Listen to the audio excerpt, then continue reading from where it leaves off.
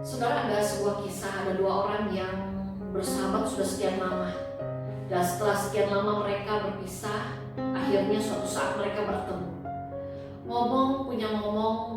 Ngobrol, pada akhirnya yang seseorang bertanya kepada rekannya yang lain, "Apa profesimu pada saat ini?"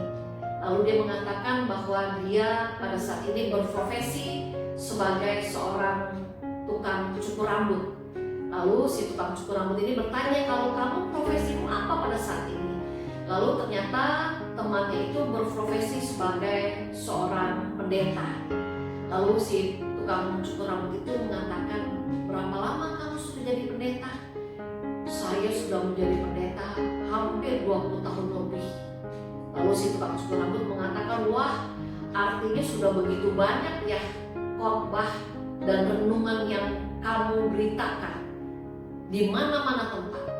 Tetapi kamu tahu tidak bahwa apa yang kamu lakukan, pemberitaan Injil yang kamu lakukan, khotbah yang kamu sampaikan sebagai seorang pendeta, itu semua adalah pekerjaan yang sia-sia." Sang pendeta bingung. Lalu dia bertanya kepada rekannya, "Kenapa kamu mengatakan demikian?" Lalu si tukang cukur itu mengatakan, "Coba kamu lihat yang ada di sekitar kita. 20 tahun lebih kamu sudah menjadi pendeta. Ratusan firman Tuhan yang sudah kamu sampaikan.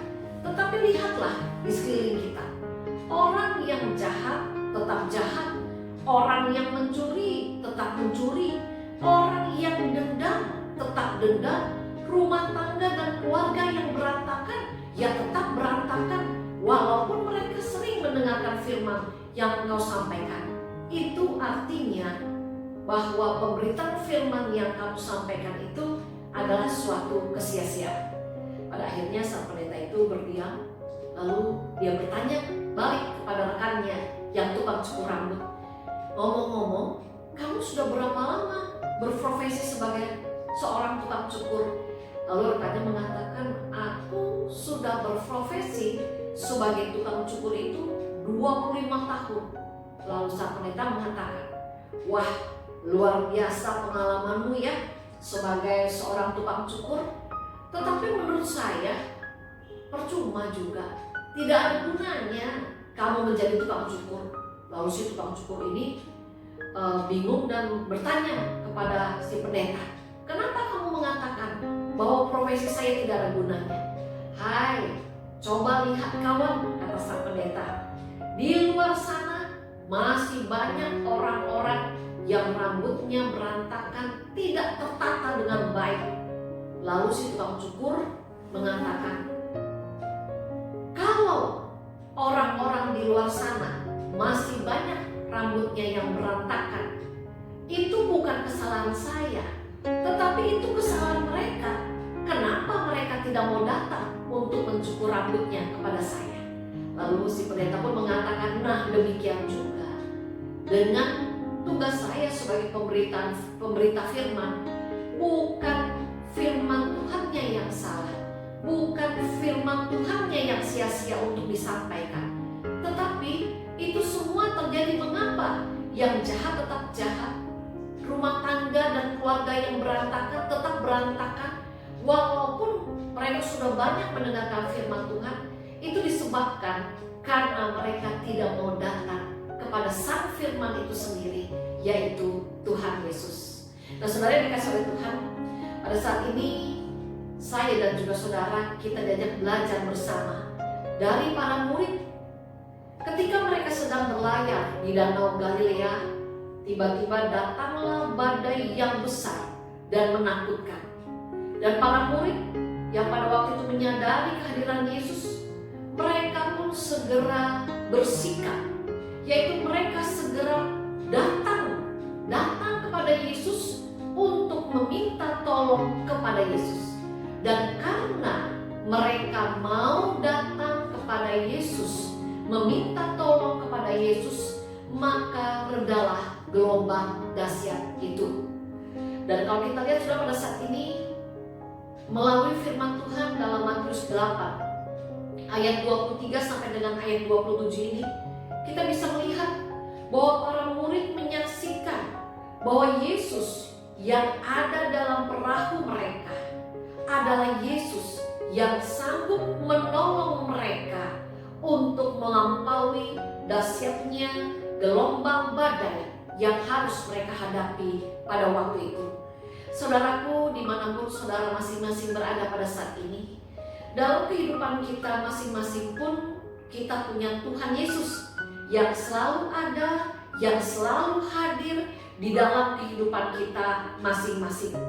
Firman Allah pada hari ini mengingatkan bahwa kehadiran Tuhan Yesus di dalam kehidupan kita bukanlah jaminan bahwa kehidupan kita akan terlepas dari terpaan gelombang dahsyat badai kehidupan. Tetapi kehadirannya akan memampukan saudara dan saya untuk kita melewati setiap badai kehidupan yang harus kita hadapi, asalkan kita mau datang meminta tolong kepadanya.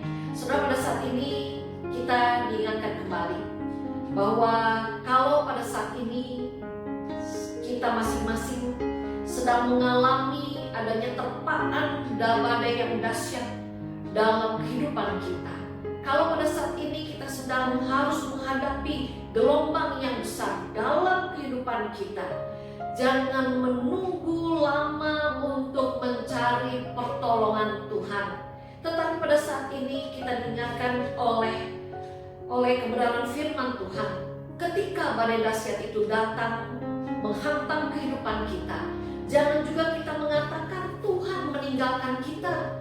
Ketika badai dahsyat kehidupan harus kita hadapi, janganlah kita juga mengatakan bahwa Tuhan tidak mengasihi kita. Tetapi ketika badai dahsyat itu datang menghantam kehidupan kita, marilah kita mau datang meminta tolong kepada Tuhan, agar dengan pertolongannya saudara dan saya akan dianugerahkan petunjuk-petunjuk, jalan-jalan yang harus kita tempuh agar kita dapat melampaui, melewati dahsyatnya badai kehidupan yang saat ini sedang harus kita hadapi.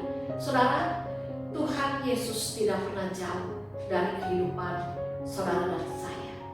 Tuhan Yesus tidak pernah meninggalkan saudara dan saya. Dia selalu ada dan dia selalu hadir dalam kehidupan kita. Kalau kita ingin sungguh mengalami nikmatnya, sukacitanya, bahagianya, karena di dalam kehidupan kita punya Tuhan Yesus yang selalu mau menopang kehidupan ini.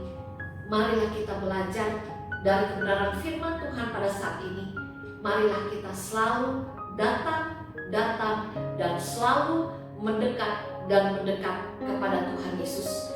Biarlah kiranya Tuhan yang akan memberkati saudara dan saya dalam kehidupan kita selanjutnya. Amin. Kita berdoa. Bapa yang ada di surga, biarlah kiranya Engkau sendiri yang tolong kami, agar ketika kami harus menghadapi dahsyatnya badai kehidupan yang harus kami hadapi, ingatkan kami itu bukan pertanda Engkau tidak mengasihi kami. Ingatkan kami itu bukan pertanda Engkau jauh dari kami.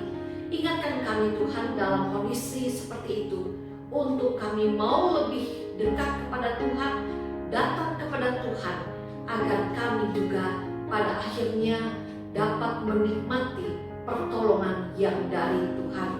Tuhan, pada akhirnya kami mau menyerahkan Tuhan kehidupan kami selanjutnya dengan banyak hal yang tidak kami tahu ke dalam campur tangan Tuhan sendiri, dan di dalam nama Tuhan Yesus kami menyerahkan hidup kami selanjutnya. Amin.